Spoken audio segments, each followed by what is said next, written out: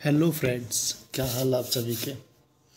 तो आइए हम लोग डिस्कशन करते हैं एक टॉपिक को जिसको बोलते हैं हम लोग मौर्य काल।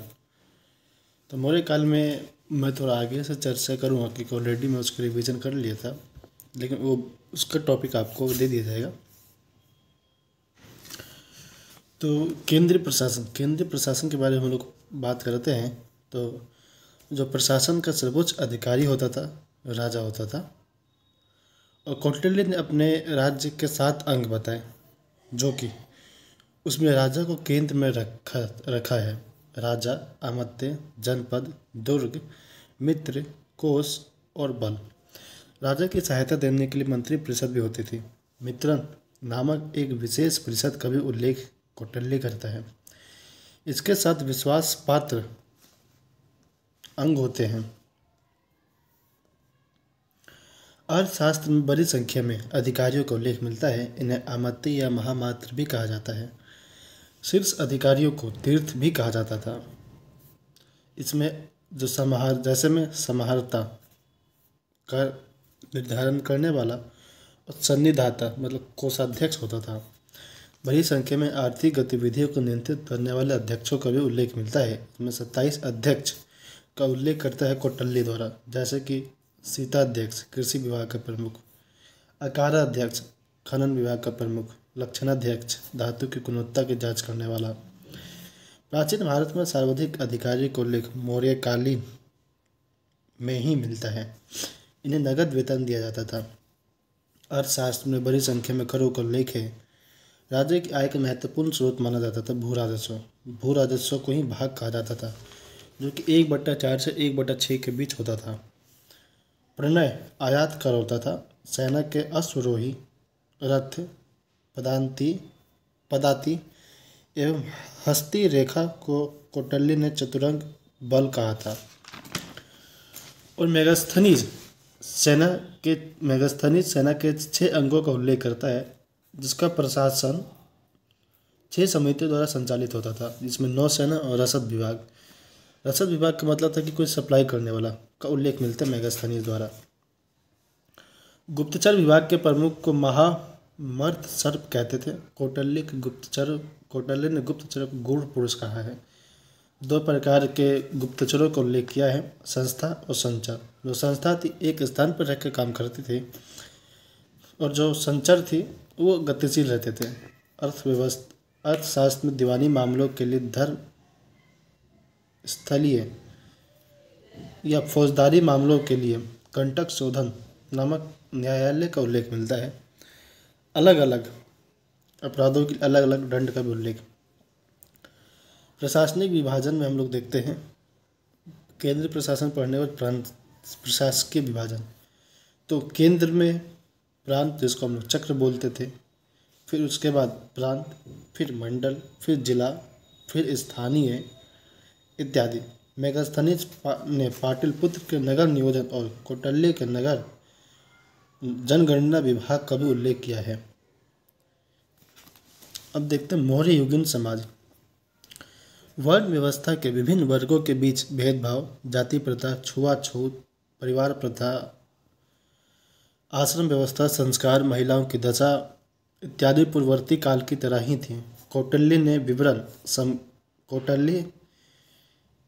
के द्वारा विवरण समकालीन समाज के संदर्भ में कुछ महत्वपूर्ण जानकारी मिलती है, जैसे शूद्र पुरुष कृषि पशुपालन कर सकते थे। शूद्र पुरुष को दास नहीं बनाया जा सकता। महिलाओं को तलाक का अधिकार है। गुप्तचर, अंगरक्षक, ज्योतिष, गणिका इत्यादि कार्य में महिलाओं की भूमिका का उल्लेख करता है। मौर्ययुगीन अर्थव्यवस्था एक महत्वपूर्ण अभिलक्षण था, जो कि आर्थिक गतिविधियों में राज्य के द्वारा नियंत्रण होता था। जो मौर्ययुगीन अर्थव्यवस्था है वो एक बहुत महत्वपूर्ण अभिलक्षण था। इसकी आर्थिक गतिविधियाँ राज्य के द्वारा केंद्रित होती थी। कृषि क्षेत्र में राजकीय भूमि पर कृषि एवं बड़े पैमाने पर दास एवं श्रमिकों को खेती में लगाए जाने का उल्लेख मिलता है। यह होता था सीताध्यक्ष के निर्देशन पर। राजस्व द्वारा सिंचाई के प्रोत्साहन का भी उल्लेख मिलता है। जैसे चंद्रगुप्त मौर्य ने गुजरात के सुदर्शन झील का पुनरुद्धार करवाया, अशोक निर्माण करवाया, अशोक ने पुनरुद्धार करवाया। इस बात का उल्लेख रुद्रकामा एवं स्कंदगुप्त दोनों के जूनागढ़ अभिलेखों में मिलता है। कौटिल्य इस बात को उल्लेख किया कि युद्ध के दौरान फसलों को नुकसान नहीं पहुंचाया जाना चाहिए।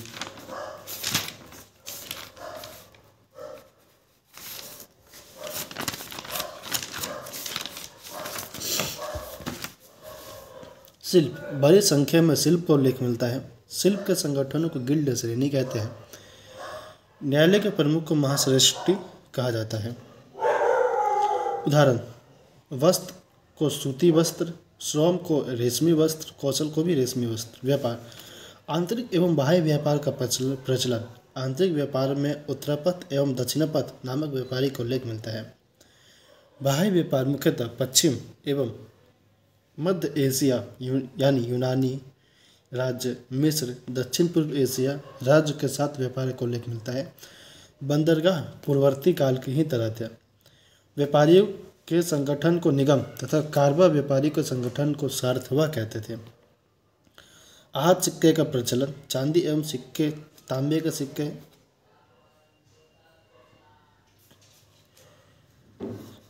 काकिनी एवं मासक थे, तांबे के सिक्के थे।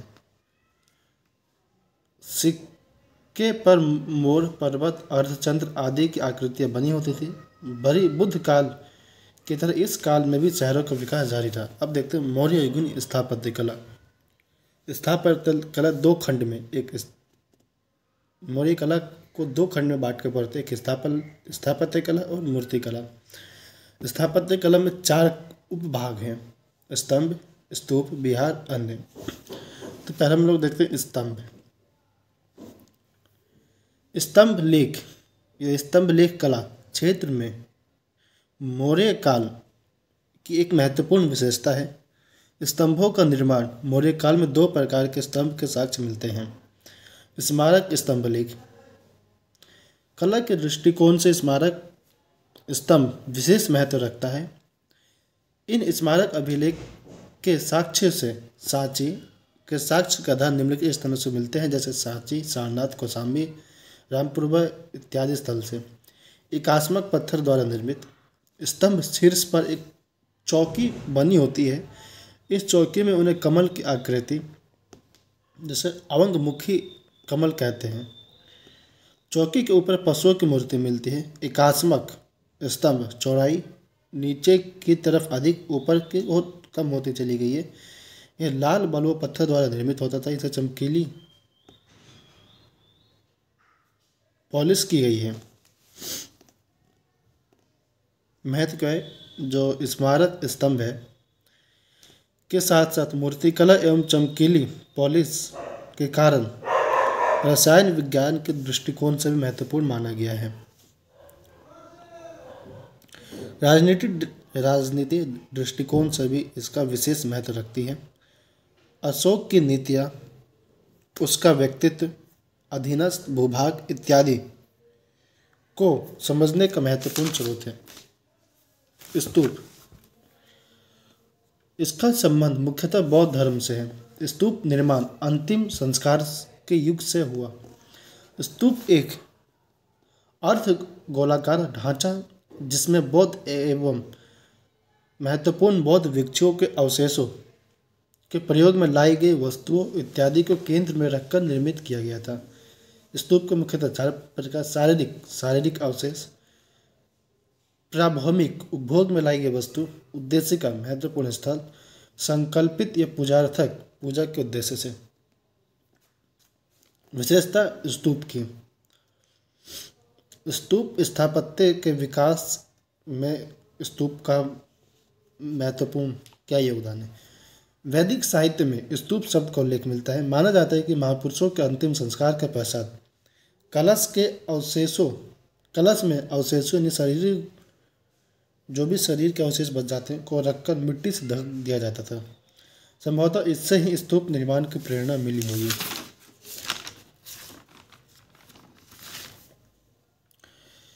इस बात का उल्लेख मिलता है कि बुद्ध अपने जीवन काल में किसी आधार पर शरीर त्याग के पश्चात इस प्रकार के निर्माण का उल्लेख किए थे। संभवतः बुद्ध की सोच रही होगी। इसके माध्यम से बुद्ध की शिक्षाएं पीढ़ी दर पीढ़ी प्रभावित होती रहेगी। अशोक के स्तूप निर्माण के भी साक्ष्य मिलते हैं। अशोक के द्वारा स्तूप निर्माण के भी साक्ष्य मिलते हैं। बौद्ध के अंतिम संस्कार के पश्चात शरीर के अवशेषों को 8 भागों में बांटा गया। 8 स्तूपों का निर्माण किया गया, हालांकि इन स्तूपों के अवशेष नहीं मिलते हैं। अशोक के अभिलेख में अशोक द्वारा कनक मुनि स्तूप के विस्तार को उल्लेख मिलते हैं। मौर्य काल में विशेषकर अशोक के काल में स्तूप निर्माण है। साहित्य एवं पुरातात्विक दोनों साक्ष्य के आधार पर इसी बात को उल्लेख मिलता है। दिव्योदान नामक बौद्ध ग्रंथ में अशोक के 84,000 स्तूपों का निर्माण तब बताया गया। इसे अतिशयोक्ति माना गया है। हालांकि सांची, सारनाथ, तक्षशिला इत्यादि स्थलों से अशोक के निर्मित या अशोक के काल में ही निर्मित स्तूपों के साक्ष्य मिलते हैं। इन स्तूपों की विशेषताएं अर्धगोलाकार, चंद्रकार, मेधी, उद्देशिका, तोरण इत्यादि बेस्ट डायग्राम। अशोक कालीन स्तूप ईंट से निर्मित है। वेदिका एवं तोरण के निर्माण में संभवतः लकड़ी का उपयोग किया गया था।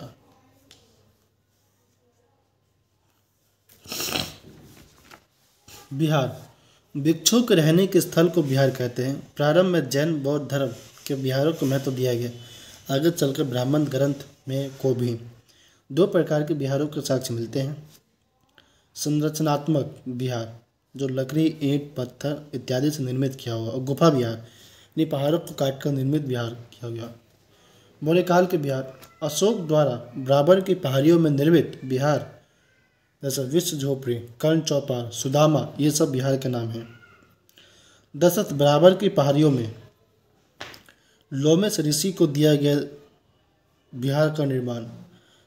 बराबर की पहाड़ियों में ही नागार्जुन द्वारा गायिका गुफा का निर्माण। इन बिहारों की सामान्यता विशेषता यह है कि संकीर्ण प्रवेश द्वार, छोटे छोटे कमरे, आंगन, बरामदा, रोशनी के लिए भी जगह ही नाम मात्र की होती थी। कलात्मक दृष्टिकोण से इस बिहार का महत्व है। बिहारों से प्राप्त लेख की जानकारी मिलती है। इन्हें आजीविक संप्रदाय को भी दान में दिया गया था। स्थापत्य कला, मेगास्थनीज ने पाटलिपुत्र के नगर नियोजन का उल्लेख किया। पाटलिपुत्र से चंद्रगुप्त मौर्य के काल में निर्मित राजमहल के उल्लेख मिलते हैं।